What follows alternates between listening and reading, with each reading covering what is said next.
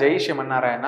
దేవుడివి వచ్చేసేసి చిత్రపటాలు ఏవైతే కనుక పూజ గదిలో ఉంటాయో ఆ చిత్రపటాలు విరిగిపోయిన తర్వాత చాలా మంది వచ్చేసేసి రోడ్లలో పెట్టేస్తా అంటారు, జనాలు తిరగని దగ్గర, లేకపోతే కనుక దేవస్థానాల దగ్గర పెట్టి పట్టేస్తా అంటారు. ఇది అనేది ఎంతవరకు న్యాయము, ఇది ఎంతవరకు అన్యాయం అని చెప్పేసి చాలా మందికి అనేది సంశయం అనేది ఉంటుంది. అదే విధంగా వచ్చేసేసి ఇంకొన్ని విరిగిపోయినటువంటి ఫోటోలు ఇంట్లో పెట్టుకోవచ్చా, అట్లా పెట్టుకుంటే కనుక అదృష్టమా దురదృష్టమా అని కూడా కొంతమందికి అనేది సంశయం అనేది ఉండదు అనమాట. దీన్ని నివృత్తి చేస్తానండి.